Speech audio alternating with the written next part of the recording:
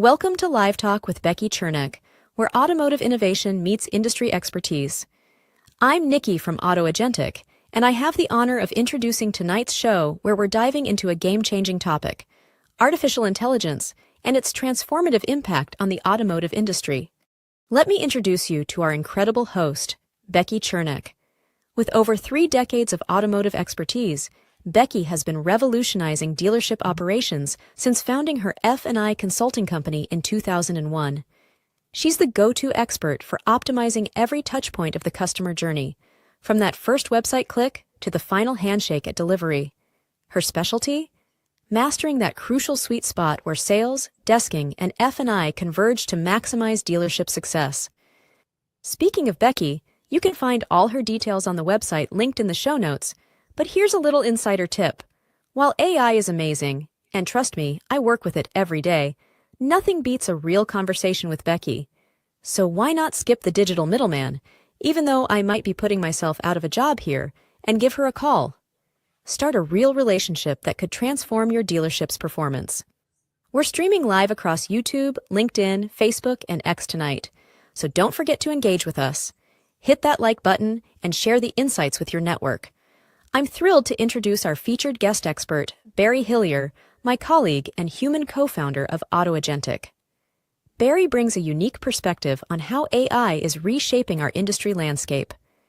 Barry, the floor is yours. Could you share your journey with our audience? Well, thank you, Nikki, and hello, Becky. I'm really I feel very excited to be part of today's conversation. I know you and I have been talking a lot about AI. And I think it's an important topic. I can probably just get started with a very quick introduction in terms of myself. For those who don't know me, I'm Barry Hillier. I'm a co-founder of Agentic, but prior to that, Agentic is actually my 8th company. I started my first company in 2001, which was a digital agency. I did work for companies like Unilever, Kraft, ING Direct, but it was 2002 that I got started in automotive.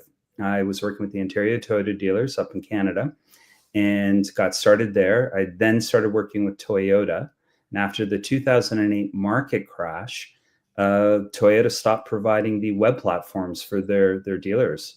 What that meant was I had a few dealers approach me and say, could you build that for us? And that was my first real tech software platform. It was my first SaaS program, quite frankly. That ended up growing to hundreds of dealerships initially across Canada. Toyota Canada used it. Nissan Canada used it. 2012, I created Bumper, which is a data retention SaaS system. That expanded not only across 10% of auto in Canada, but down into the US, which was fantastic. 2014, I ended up creating a MarTech solution for automotive called RevUps and sold them in 2017. And I just really grew to love automotive, and I became part of the auto fam that really is truly unique, and never thought I was going to get back into it. But after being involved in AI, we'll talk about that more shortly, I ended up coming back because one of the reasons that, quite frankly, I became a little bit frustrated at times in automotive was same conversations with the same people about the same problems, and there was never a solution. And what ended up happening was I ended up exploring AI to the extent that I realized it was going to be able to solve a lot of the issues that were facing so many dealers. And I jumped back in. We'll get into the nuts and the bolts shortly, but I'm really excited to be back involved in auto. So thank you, Becky, for inviting me here tonight. Well, it's certainly a pleasure to have you on Live Talk with Becky Chernek. And I'm super excited about the topic. But before we get into the nitty gritty, there is this fear factor when it comes to artificial intelligence, AI, and folks get a little freaked out about it, especially those robots and all of that. And why do you think that they have that kind of reaction when it comes to AI? First of all, I think they have it because they're human, and I think it's perfectly natural. I think change is hard at the best of times. When you think about when the internet started, that was a change, but it wasn't as expected as AI. I mean, you think about, we've been hearing about AI for a long time, and most of it looks like the Terminator. And so there's a bit of an inherent fear, not just because you have change, which is hard, but you have a technology that has been built up to have a lot of reservations. And so to me, I think that the fear is, I'm not going to say that it's warranted, but it needs to be understood. And I think we all need to be empathetic. One of the things that I've learned in trying to explore AI, even beyond Agentic, when I'm talking with anybody, not just in automotive, because that fear is not within the auto industry alone. It's a quite shared across almost every industry and across all age groups. There's a lot of Gen Z that they've got a lot of issues with AI. So I think when we go through the conversation today, I think regardless of who's listening, if you're feeling nervous, if you're feeling afraid, if you're feeling unsure, that's okay. The key is just actually leaning into the fear by educating yourself about what AI is, what it isn't, and how you can really benefit from it. Okay. So I will tell you from my experience, I am in LinkedIn. I'm on social media like all the time, and probably too much time, but enough that I see posts from experts who say that AI is replacing the role of an F&I manager in automotive dealership, and also perhaps BDC, and there could be other roles in service that AI is replacing.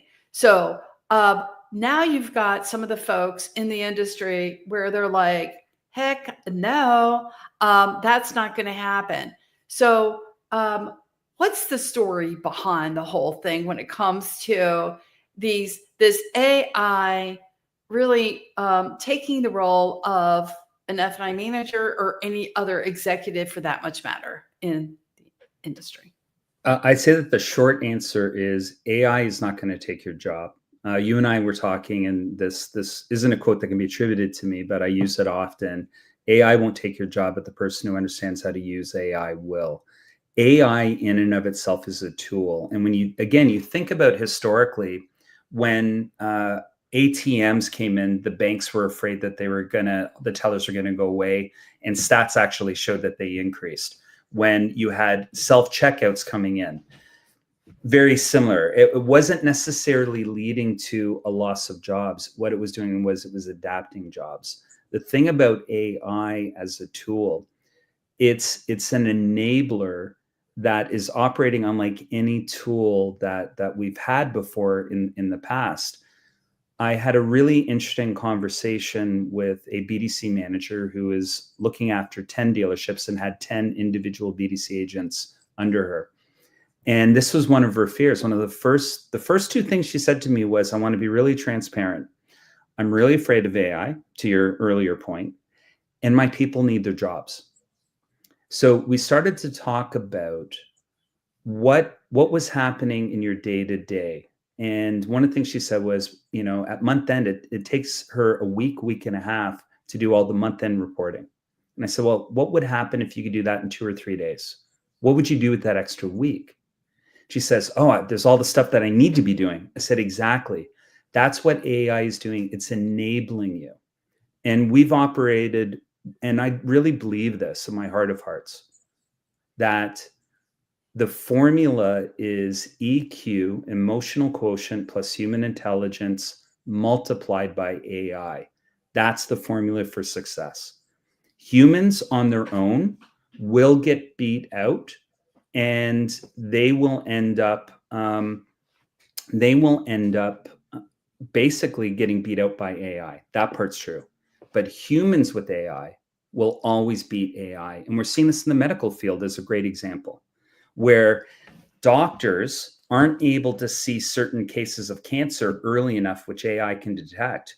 But now the doctors using AI are actually able to perform significantly better than just AI, even though it can manage that detection. Why? There's the EQ side, there's the human intelligence side, and there's the creativity that's unique to all of us. Well, I don't have a problem leaning on technology. I'm going to tell you that right now to make my life easier. So you and I got along quite well when we first met, and I'm like, I'm all in. It's I'm not intimidated by it. I'm intimidated by not understanding it.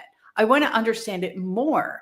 I want to grow with it. I want to be able to engage with it. I want to be a part of it, and how it can enhance what I can do and make my life easier. I think we might have some comments coming in here, and I want to, if you don't mind, I'd like to be able to, oh, that's not it. Oops, sorry. Good evening, Tony Owens. Hopefully you're still here with us tonight. Good to see you here, Tony. Glad you're here. And congratulations. Okay, thank you, Tony. And certainly appreciate that. I know several Kia stores that use AI in service. Yeah. There's a lot going on AI in service today, right? And they're utilizing the benefit behind that. It's a people business. AI will not replace, it will enhance. Now, there's a guy that knows and understands the benefit behind AI and how it can really impact efficiency in these stores. Great point. Thanks, Tony. And then we have Chris Kerr. The auto industry is probably one of the worst at adoption of any new technology. I want to talk through that. That's kind of interesting. Yeah. And That's Chris, why I'm back, because I found that, and it was frustrating. I was tired of banging my head against a wall. would you And think that's true? Oh, sorry. And hey there. Okay, thanks, Tony. But would you say that's true, that that the auto industry is probably I don't know, maybe the toughest of change in yeah, all industries to change? I think it's a fair comment. I'm not going to say it's the toughest, but it's definitely near. It's in the range, and I think there's a whole host of reasons for that. Okay. I think some of them are self-imposed. I think we've all known, whether it's the sales manager, the service manager, the dealer principal, the general manager, who they're gruff and they're not necessarily going to spend a lot of time to groom you, train you, educate you, help you, and you get thrown into on your own. And you've got the individuals who's, this is the way I've always done it, and this is why I'm going to keep doing it. But then there's other things where you've got, and I'm not going to name names, but you have, whether it's DMSs, whether you have certain data companies that are preventing a lot of change from happening. That they're, even if when you want to innovate and you have people that are motivated, they're being withheld by the ecosystem and certain constituents, and it makes it even harder to change. But this is where AI, I think, is going to be very interesting, because it's going to allow people, and actually, Mike, that's a great question. I'm going to get to that about customers' acceptance, and I've got some interesting stats. So Okay. I'll finish the one, but AI has the capacity to actually leapfrog a lot of the old technology, where a lot of the barriers that are in existence won't be barriers anymore, because of just how AI can operate. And we can talk about that further. But Mike's comment here: it's one thing for employees of a dealership to accept AI, but what about customers' acceptance? Customers, there's data that has come out, and it was somewhere between 68 and 72% of customers don't want to deal with the human in the early research phase, and they actually prefer to deal with AI. But this is where the human side comes into being, and this is the important piece. Once they've done the research, they've figured out what they want, they've been able to kind of allow themselves to feel that they're educated. Now they want to go in and they want to talk to a human being. They want to connect, and they want to have that. And so that is really, really critically important to understand. It's a hybrid. It's a team effort. You're going to have AI when the customers want it and when it's better for the employees. Great example, got a BDC agent that might be overseeing 5 different brands. I guarantee you they will not have the same product knowledge that an AI team member would. But as soon as they get past that point, now they can pass it over to their human counterpart, and they're going to be able to close the deal. Because the second part of utilizing AI, dealerships that use AI have a 40% higher increase in actual conversions, because the prioritization of getting hot leads and warm leads into the dealership is coming on that side of things. And then the human side is able to then convert to the sale. So, okay. So talk to us, if you wouldn't mind, about the differences with AI. And I know that there is a term I'm going to try not to butcher: generative AI versus agentic AI. And I read Automotive News article about, where there's a difference, and between the two. And there was a lot of hope for Gen AI, and it's done its thing. But now we are talking about a completely different AI component, where that dealers have to understand the difference, so they understand the impact and how that is going to evolve so quickly over time. So I'm going to put that in your capable hands. And if you would, please share the difference with everyone here so that they understand what's taking place. No, absolutely. So the starting point is, one isn't necessarily better than the other. They each have a time, they each have a place. So I don't buy in. And if anybody tries to say this is better than that, it's like saying a hammer is better than a wrench. That just doesn't make sense. But here's the difference, because they do have very different utilities. So generative AI is what most people are familiar with currently. That's ChatGPT. So if you sit down and you take a look, generative AI is a large language model, which is essentially, think of that as the AI engine. And there's different ones out there. So people have heard of OpenAI because that really opened the door. Some people have heard about things like Grok, which is Elon Musk's, or Claude, or Gemini, and there's lots. They are all different AI engines. And most of them are starting out initially as they have a generative AI window, very similar to chat, that you can go in, you can ask questions, and it will do different things that you're asking it for. The difference, though, is think of generative AI as a generalist. You go in and it gives quick information. It knows a lot of things to some degree. And it will go and it can issue you an image. It can go and create a logo. It can go and give you an email or write or do all sorts of things. And what ends up happening is, when you're going through generative AI and you're just looking for quick answers, it's a great solution. Agentic AI is different. Agentic AI isn't that you have a single place that's a generalist. You actually have deep seated experts. Think of them, I like to think of them as interns who have their master's degree currently. Soon they'll all have a PhD. They're really smart students and they're highly trained in very specific subject matter. Some are great as engineering, some are great at data analysis, others are great at sales, some are great at law, others are great at HR. And when they're taught really deeply, they're able to give much deeper answers that are more nuanced, more substantive than what you're going to get out of generative AI. And where true agentic AI starts to kick in is agents can work together like team members.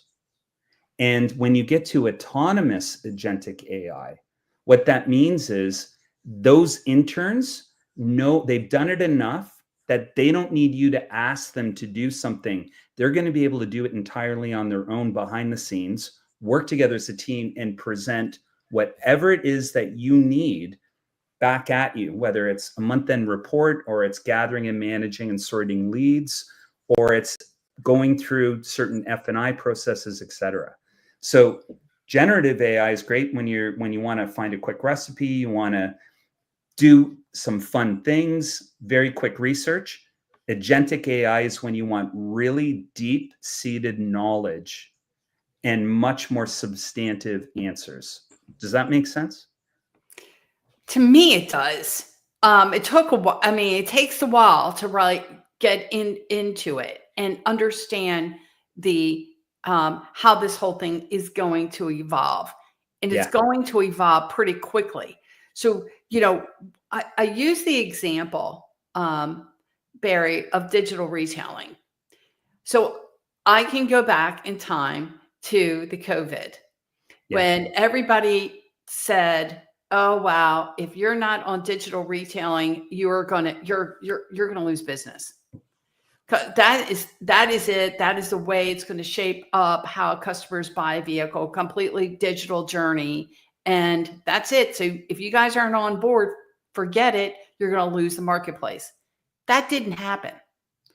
And today, yes, there are some dealers that get it and understand the digital journey until the customer comes in and pick up where the customer has left off. I do get that, but they're few and far between. Now we're talking about this other disruptor, AI. And now they're going, oh, here we go again. And AI is going to I've got to be on, I got to have a better understanding of AI and be able to bring it in my dealership, or otherwise I'm not going to have the biggest marketplace or market share, and it's going to affect my business. Do you mind explaining why dealers need to be paying attention more so to this AI event than perhaps what it was with the digital retailing? There's a difference between a process, and there's a difference between certain I don't want to say fads, but certain aspects of, say, like the internet, e-commerce, etc., and understanding the fundamental change that the internet had, that these had on our lives. To sit down and say this is not going to be relevant is foolish. To say that the internet is not going to be relevant is foolish. To say e-commerce is not going to be relevant is foolish. AI is a magnifier of all of those things at an exponentially larger level, and it's impacting every aspect of our personal, professional, daily lives.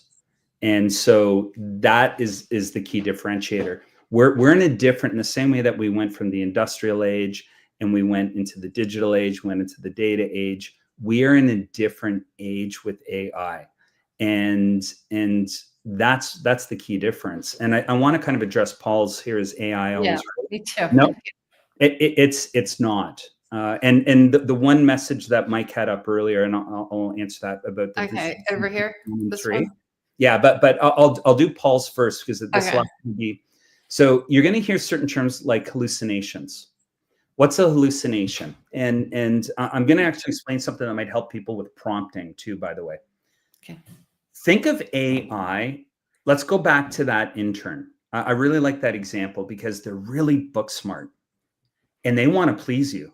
This is their big opportunity. This is the job they've wanted. You're the boss that they wanted to work for. So when you ask it to do something, and it may not have the answer, or it may be unsure, but it is like a lot of kids that we know. It's going to sit down and say, well, here you go. Here's what I think it is.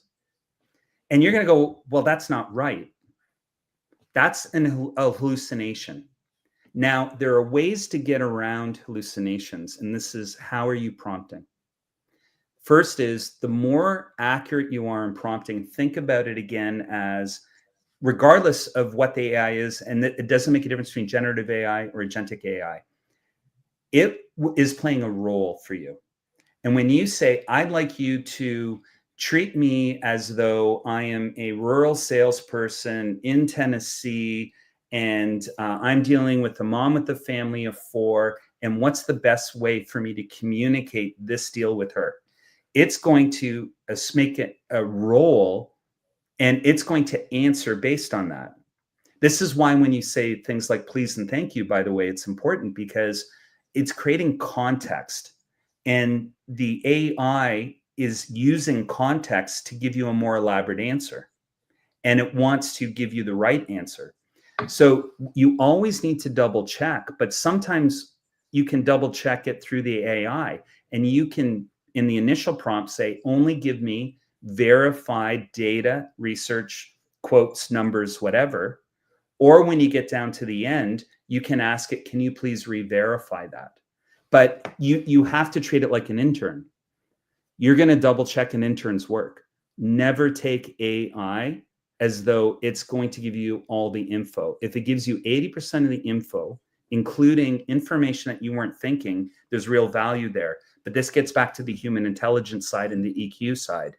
You're adding that layer now into it, and you're working as a team.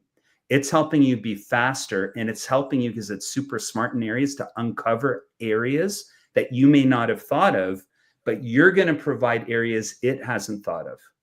And that's why EQ plus human intelligence multiplied by AI is the real formula.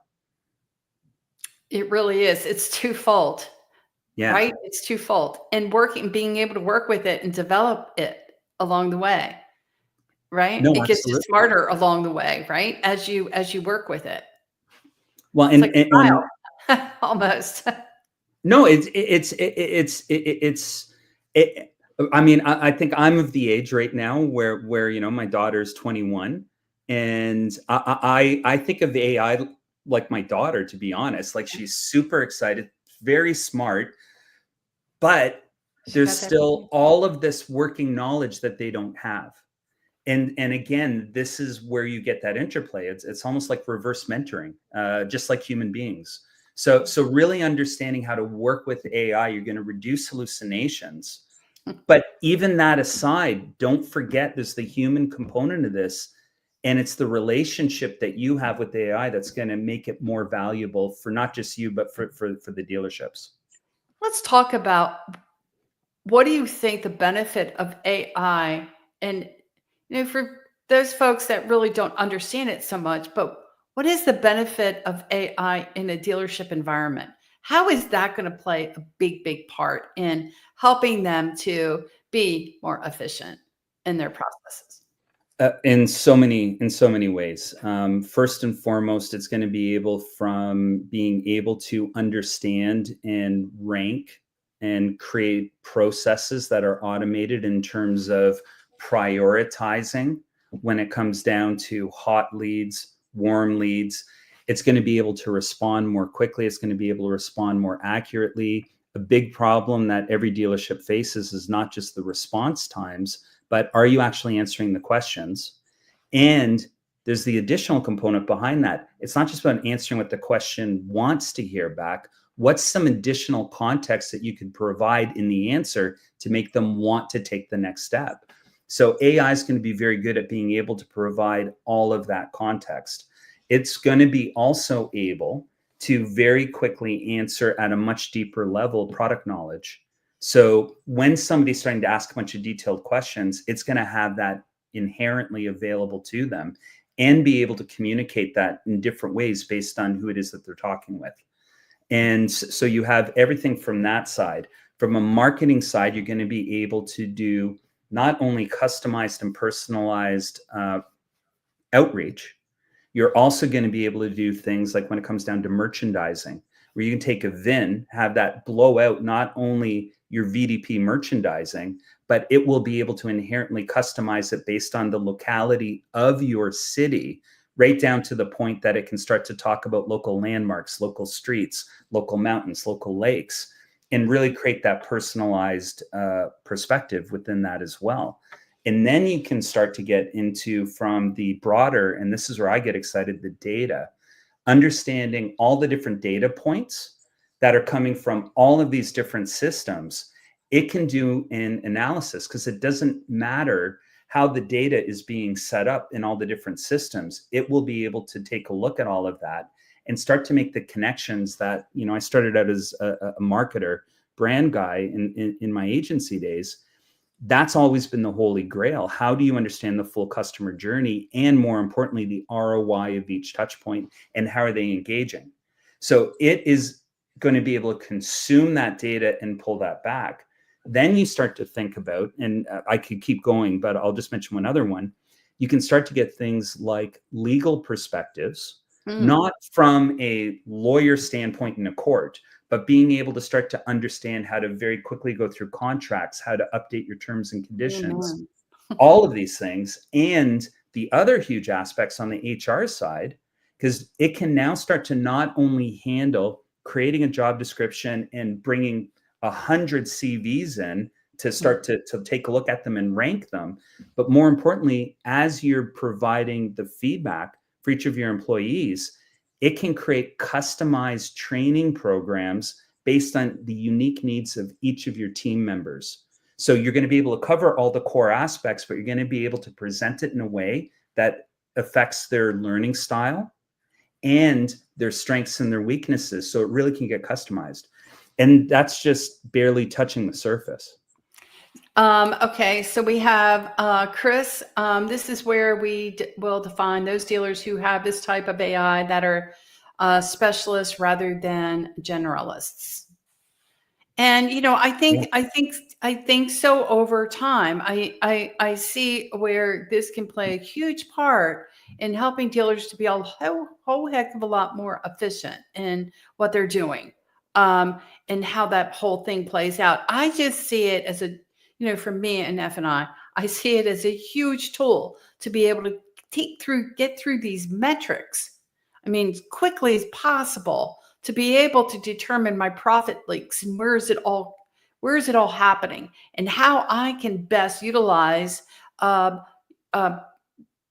training to impact the performance and whoever, right? Whether it be sales, whether it be the desk on an F&I, and where the where the breakout is, where I'm missing opportunities the most. I mean, there's so many different ways that you can shake it. So many different, and that can take time, and especially if you can have it, be able to identify, like I said, those profit leaks sooner rather than later, can be a huge, it's a huge point, right? A huge opportunity for dealers across the board. 100%. Being able to look in the data and to be able to analyze the data is one thing, but to be able to use the data to pass off opportunities to the human counterparts, that's really the critical piece. I was having a conversation with a sales manager at a dealer group earlier today, and we were talking about being able to look in and discover not only the easy part, which is time consuming, is when are leases coming up in the next year and a half to 2 years? Where are they in terms of the value of the car? And can you make an offer to kind of get them out into a new vehicle, all of that stuff. But what I was saying to him when we were talking about this was, first of all, not only can do that analysis, but then it can also look through the service records, and it can start to say, look, you did your brakes X number of months ago. You are going to need to redo those brakes in the next 15 months. We have a great opportunity here. While your brakes are good, are you interested in maybe having a conversation? We can do an evaluation of the value of your car, figure out a trade-in to actually get you into a new vehicle cheaper before you have to do some of these major upgrades. But you're saying it not, this is next month or 2 months. You're giving them that large enough time frame that they're going to go, hey, that's a really good idea, sort of thing. So it's going to also change the opportunities of how you can evaluate all of the data collectively together by piecing service with usage, et cetera, together.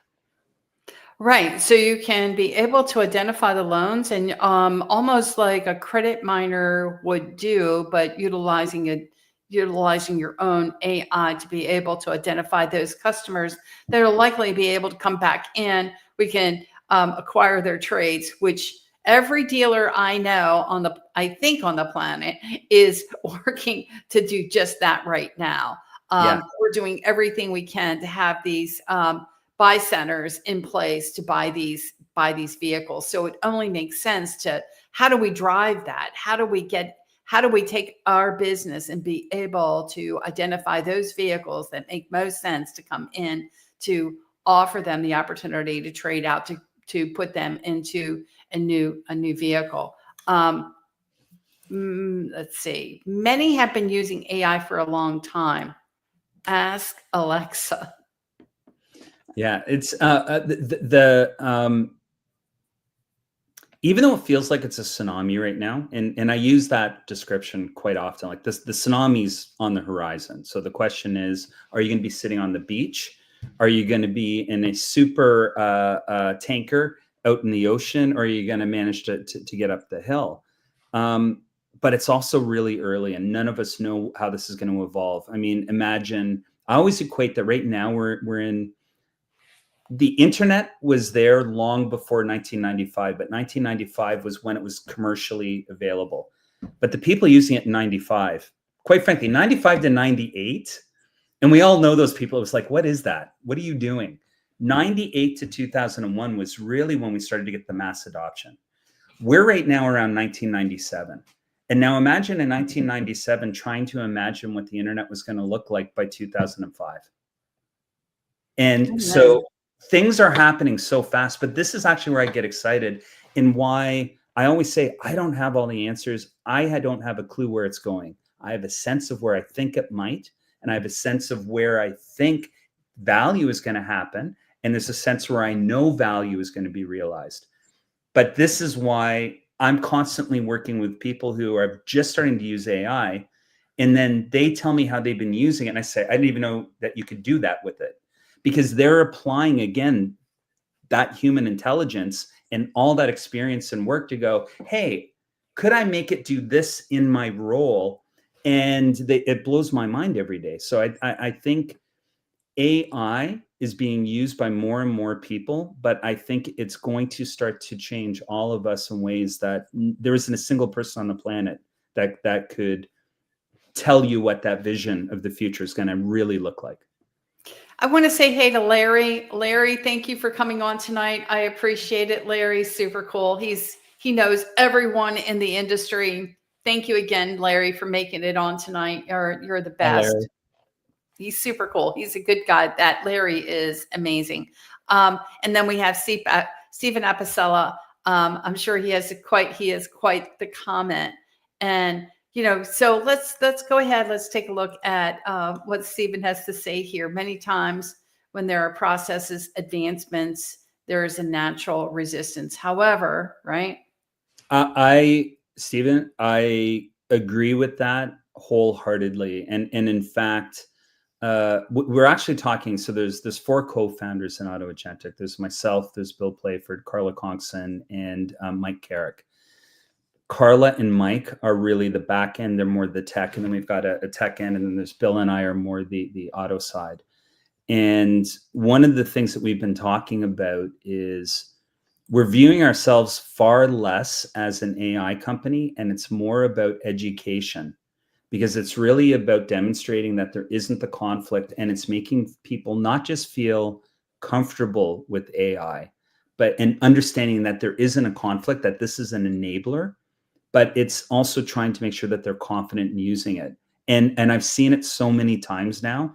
And there was a different BDC where there's a woman who was 72 working in there.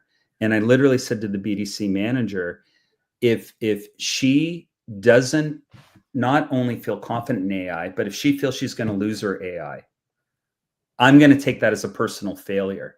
That I want her to not only embrace it, but teaching her grandkids how to start using it and start to wow them. Because unlike a lot of systems where you needed to know COBOL and you needed to know programming, you needed to know certain processes and don't hit that button or everything's going to get deleted. It's not like that. AI is as simple as when you first saw those 2 and 3-year-olds when iPads first came out and they just intuitively understood how to use it. Anybody can use AI, and can it be a threat? Yeah, anything can be a threat. A hammer can be a threat in the wrong hands. But the fundamental foundation of AI is AI with humans it's enhancers. And I think it's going to optimize not only ourselves professionally, but creatively. So there is something to be said about that. So we talk about AI is not going to replace a role, but I think the difference is when that individual understands AI, it's not like, the guy in the business for 20 years. I don't know, 20 plus odd years. He's been able to, do whatever he's been, he hasn't changed with the times. Nothing really phases him, right? Or her, right? They've been able to stay consistent with that whole thing. And no matter how many folks have said, well, change is coming, and they have proven without a shadow of a doubt that I can keep doing what I've always been doing and I'm okay. Now things are catching up. Mm-hmm. Now it's catching up. It may not be just like that. And now we're talking about that individual coming in with the AI capability, understanding how to utilize AI for whatever, whether it be marketing, whatever it's sales, presentation, efficiency, identifying profit leaks, whatever that it is. Now that's pretty lethal. That's the person that's coming in with that in mind, maybe replacing that individual or individuals. Some people are going to get left out. I mean, that's a reality. And I'd be lying if I said nobody's going to lose their job. Yeah, some people are going to lose their jobs. Other people are going to keep their jobs who would have lost it otherwise, because you're going to have some individuals who are struggling with keeping up, who were not necessarily the best communicators of email, but they had great interpersonal skills. There are going to be some people that just didn't know how to communicate, that were great service technicians, but they didn't necessarily know how to communicate in the service bay to an upset customer, who are now going to have tools that are actually going to allow them to stay in their jobs. And equivalently, there's going to be other people that are going to grow in their jobs. They're going to realize that because they're not spending so much time trying to gather reports, and they don't feel comfortable gathering the reports, and they don't feel comfortable analyzing reports, but they're going to now be able to use that data and have the AI explain the reports in different ways. So it's not like a data scientist with a bunch of gobbledygook. You could ask it, explain to me what are the top 5 things I need to know out of this report and what can I do about it? That literally can be the prompt. So you're going to see people who are going to flourish too. And down the road, in the same way that you could look at and say, oh, well, what's going on right now with, I'm not going to get into any politics, but whether it's media or journalism or movies or TV, if you look at YouTube, at the amount of creators and how much money they're making, and I don't know about anybody else, I watch YouTube all the time. I love watching the cooking shows. I love watching the music history shows. There are people that, because of the internet, because of YouTube, and because they have a certain amount of creativity, they are creating incredible content that's being consumed that is significantly more than all of the TV networks combined. So the raw output at the end of this turned into more jobs, more GDP, more money for more people. AI is going to enable that, I believe, as well, because people are going to be able to have a creative idea that they couldn't express, that they're going to learn how to express using AI. Yeah, I think so too. I do. I think it's going to blow up in a big super way. Now, I think it's important for dealers to be made aware of it because it can work in both ways. It can work for the consumer side and also for car dealers. And see this. Yeah, I'm glad, Stephen. I agree, and that's actually my point exactly. There are some people that are going to be great in certain areas. You're probably going to be great at processes. Somebody else is going to be great at the human interaction. it doesn't mean you may still need to do some of that, but each of you are going to be able to leverage AI to compensate and also learn, train. Okay, you know what? When I'm in these situations, here's how I can handle it. And this is the strength again of it's the human plus the AI working together that creates the superpowers. So, is there any fallout from this? I mean, that you see? There's going to be tons of fallout with any change, and it's human. Every time that there's change, you're going to get resistance. You're going to get fear. You're going to have a transition period where everybody makes mistakes. You're going to have people that are going to come out and say everybody suddenly is an AI expert, and a lot of them aren't trying to mislead. It's just, hey, it's like a magician. Let me show you some tricks. Well, if that's the first time you've seen those tricks, you're like, oh my God, that's an amazing trick. But then all of a sudden later, you might go, oh, yeah, that's a really simple trick. Well, that's just where they are in their journey. And that's okay. Because right now we're all on a journey. Nobody knows what's happening right now. It changes every day. And especially what's making it worse is, oh, did you just hear about DeepSeek? Oh, China just came up with this. Oh, Grok just came up with that. It becomes overwhelming. Well, you got to just turn the noise down, because at the end of the day, if you are in a horse-drawn carriage and somebody gives you a sedan, you're going to go, damn, that's pretty good.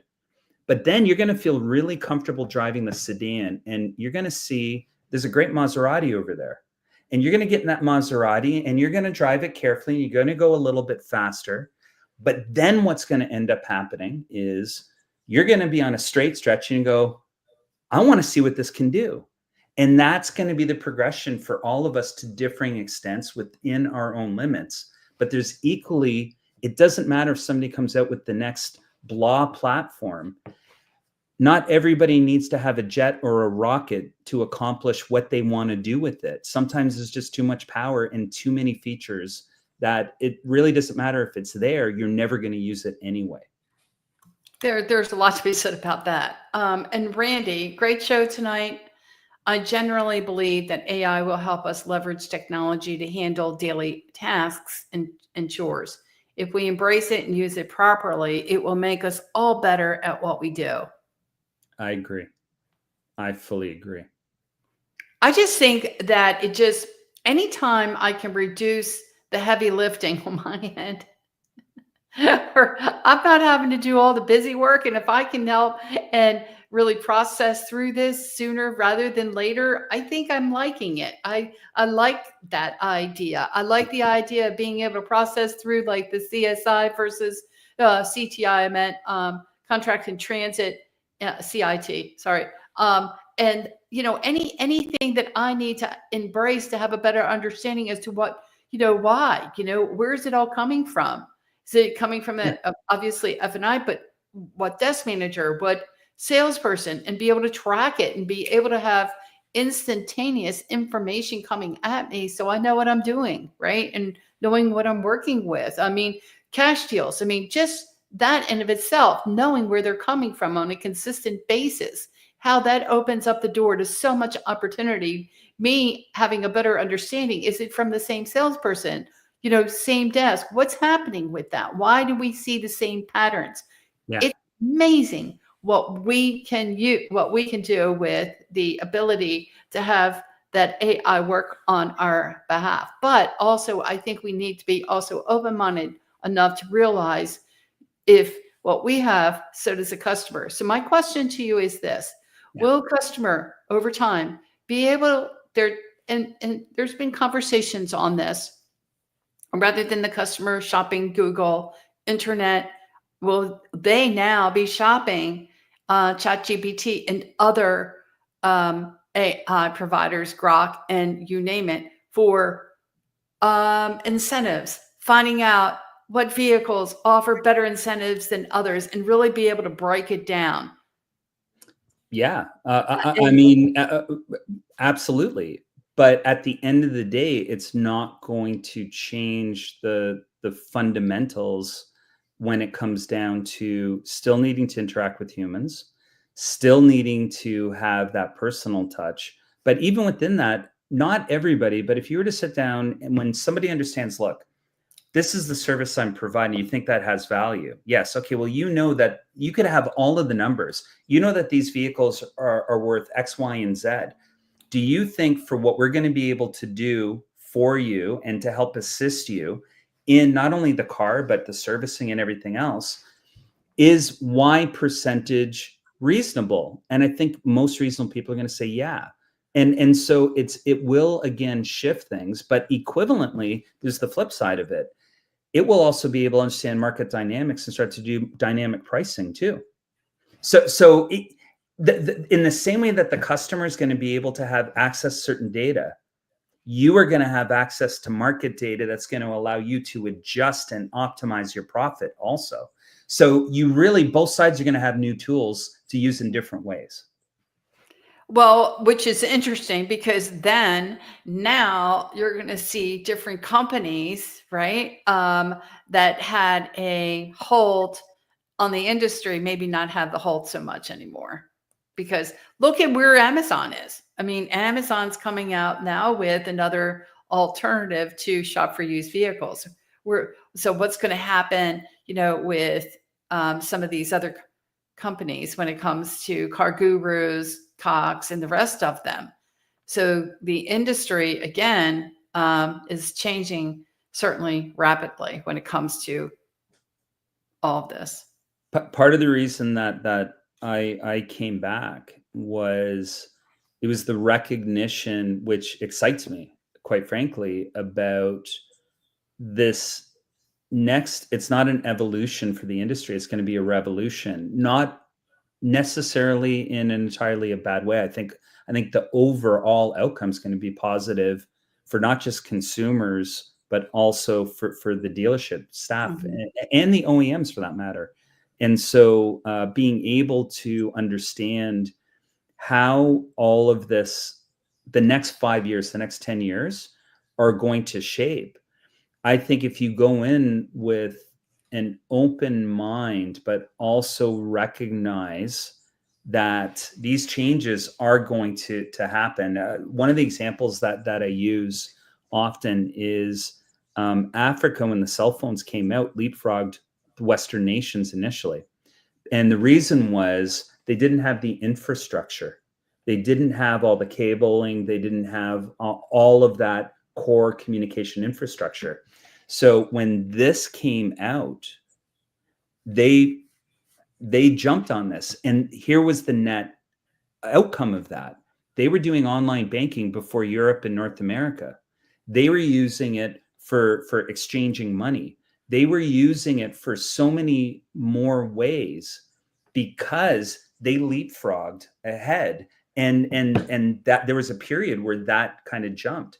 This is that kind of process again right now, where the people that are kind of utilizing this and understanding the shift, they're going to leapfrog the competition. So those people that don't want to, that are sitting on the beach when the tsunami comes, yeah, I mean, unfortunately, they will be casualties.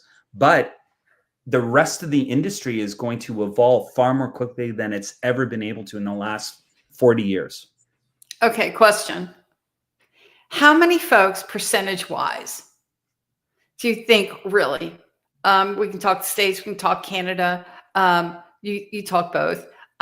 Really are functioning at a higher level. Just the chat GPT. In terms of individuals using it, I don't know what the percentage is, but what do you think it might be? I think let's ask AI, but my gut is probably telling me that probably 60 or 70% of people have been using it to some extent. Okay. And of that, the people that I think are deeply using it, where it's, I sent you the one thing where I made myself as though I was a toy character. What's that called? an avatar character. Yeah. Anyway, but there's really advanced prompts and some things that you can do with chat. I think that's a much smaller group.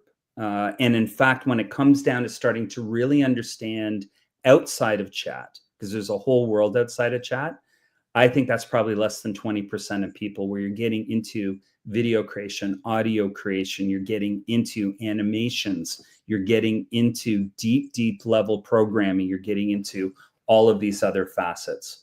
That's a much smaller group. But it's like everything. You've got your bleeding edge people, you've got your early adopters, and then you've got the people coming up. We're still in the early adopter stage. So anybody that's using it right now, you're pretty much ahead. Again, it was November of 23 that this really became publicly available. It wasn't that long ago. Yeah, that is true. That's true. So as the folks are starting to work with these AI, they're getting smarter. Mm-hmm. And it's machine learning. That's going to be the next big one. Which means they're getting smarter, which means the folks that aren't using it aren't as smart as the folks that are using it. Is there something to be said about that? Yeah, I mean, it's like any tool. If you're a carpenter, some people are going to learn how to build a really nice bird box. Some people are going to learn how to make a beautiful deck, and some people are going to learn how to become a artisan carpenter and build a bookcase and an entire kitchen cabinets. The more you use it, the better you're going to get. And some people are going to have an inherent talent of how they're using it that other people aren't intuitive. But would it make it more efficient? Would it make it so that they have more, they're more, they have more market, the possibility of being able to get more market and compete with the dealer down the street? 100%. They're going to be able to convert more. They're going to be able to do more. Okay. So right out of the gate, I mean, some of that's just going to be some natural efficiencies. And one thing that I'd actually like to connect is Stephen's got a great question there. Yeah, I want to get to that too. Yeah. Sorry, Stephen. Yes. No, but I think it's a really good questions tonight, by the way. But that's a really good example of understanding, and it goes to this point. What are going to be the tools, and what do you need to start to learn in order to be efficient? And, that will move the efficiency needle, but also that are going to be legitimate. I think that there's a lot of vendors out there that are more proverbial lipstick on a pig. They're basically either variations of they've slapped some sort of API using OpenAI on top of things. And I fully agree with Stephen on, you got to be informed, join the conversation, but what are the better solutions? And how do you understand which solutions are going to be effective, efficient, but also safe? So this is where one of the first questions I'd ask any vendor, and even in your personal life, understand what you're putting into chat. How's it being used? Because there's certain instances where things will be used to train the LLMs, and there's others where it won't. And that was going to boil down to, what are the data policies, and are the vendors in particular for this industry certified? So asking, what are your certifications? For us, Agentic, we're SOC 2 level 1 certified. What that means is an independent third parties come in and verified our security measures and exactly how our systems are set up. We're going through SOC 2 level 2 right now, which that's a minimum of 6 months, where they keep checking in over a prolonged period, kind of basically saying, okay, you knew we were coming in, you were doing it right, but are you always doing it right? That's essentially what that means. We're GDPR, which is global standard certified. We're HIPAA certified. And we're very much constantly working with both Microsoft and Google in terms of integrating their APIs, their security standards, and ensuring all of our data is basically encrypted in transit and at rest. So you're going to want to make sure of, where are you with the data? Are they legitimate vendors? Because that watered down, half-baked solutions using AI, that's a huge group of people that are out there. So these are ways that you can actually find out, are they half-baked? Just ask the security questions. If they can't answer those, the conversation's over. Then if they can answer that, now what are the conversations about exactly what are they able to do in terms of proven efficiencies within your dealership specifically? So we have comment here from Facebook. Thank you, Tyler. Glad you could be on tonight with Facebook. And then we have Chris.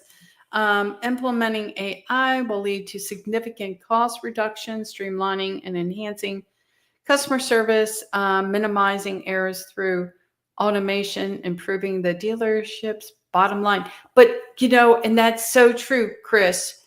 But as you know, Chris, it's so important to making sure that you have your due diligence in place and making sure that you're dealing on a secure server, especially when we're dealing with consumer information, that sort of stuff. I think that, and then of course, not only that, but you say that you're able to do what you say that you do. And what does that exactly mean? I know I've had the opportunity, and thank you very much for that, Barry, to go ahead and check out your platform. And I find it's very intriguing, very intriguing. I can tell you so many different opportunities that that I could work with, that I could utilize that platform. You talked, and I know we have to, finish up for this evening. But one of the things there's so many things that I like about it, frankly. I mean, so many different agents to utilize. But one of the things I thought was fascinating, all these lender agreements, I could populate and I'm not saying it's perfect. I'm not saying that, but at least it's enough for me to say, hey, by the way, what am I doing here? And so many times you can look at it and go, wait a second, you have a clause on this on your contract, your lender agreement, that I really don't agree with. I can tell you so many guys and gals got hit with, I'm not going to talk about the finance company, but I will say that they went from a 90-day to I think a 6-month, if you will, 180-day to chargeback and didn't realize it. And then all of a sudden, it's like they signed these agreements and didn't realize what they were getting themselves into. And lo and behold, they got hit with massive chargebacks that they weren't expecting. So these are things that, we need to have access to that make all the difference in the world, right? That some sort of a guide that can help us along the way. Hey, by the way, you may want to check this out or that. This isn't normally a norm that we're seeing on lender agreements. I mean, it spells it all out. It's really quite amazing. Yeah. Well, and so first, one of the things, just for your earlier comment, I'm really glad and I'm really happy that you're using. One of the things, and I'm going to go back to, I feel we're not an AI or a tech company. We're very confident in what we've built, and the confidence is just growing the more people like you who use it. We feel we're an education and an adoption company. And it's all about, and because we believe in our product, and just for anybody that's on the line, reach out to me at barry@autoagentic.ai. Oh, sorry. I didn't do that tonight. I'm so sorry. I got so hooked up on that video. I forgot. No. I did not add your phone number. My apologies. And so it's perfectly fine. But just if you go to autoagentic.ai, you'll see our site. But you reach out to me, barry@autoagentic.ai. And here's why. And one of the things is, we want people to use our product. And so when I reached out to Becky and I said, just use it for free, because our attitude is, if you use it and there's no value, we don't want to take your money. If you use it, you're going to need some time to learn how to use it. So we want that to be free so you feel comfortable. And our belief is, and I was talking with an automotive group earlier, and one of the heads of the group laughed and he goes, Jesus, Barry, that's like saying, here's the car, drive it for a month and bring it back in a month if you want to buy it. And I was like, well, yeah, but at the end of the day, I think there's so many barriers and concerns and fears. We'd rather get past that, because once you start adopting it in your daily life, we believe you're going to continue to keep using it. And we believe that when you use it, we keep learning more. So it's actually helping us to keep improving it too. And it goes back to, we're adopting what we're saying is going to happen in the dealerships. Where it's important to have the human communication with anybody that's dealing with us. And we also believe that we also want to educate people on how to use AI that's not just our product. Because if anybody tells you you need one product, kick them out of the room, because that's, forgive my language, that's bullshit. It's you need a multiple tool set. And that's going to include all sorts of things like Runway or Free Pick for videos, or Suno for creating fun jingles. There's so many other things that we don't do that AI can help you with. So, in closing tonight, talk to us, if you will, about how you see this AI and where it's going in the future. Yeah, it's. I think AI is going to basically, AI is going to be as common in our use as our cell phones. And it is going to be existing in every aspect of our personal and business lives. And that's going to be later, and it's already being implemented within OEMs in terms of vehicles. It's being implemented in terms of key features, but it will be there at the point where you are going to forget about it as AI, and you are going to think about it and talk to it the same way that you would not a family member, but a friend, from the standpoint of, and I'll just simple examples. You're going to be at a point where you're not going to go, Alexa or this or that. You're going to basically be saying, look, here's what I have in my pantry, and I only have 30 minutes. Give me a recipe that's going to be really good using these ingredients that I have.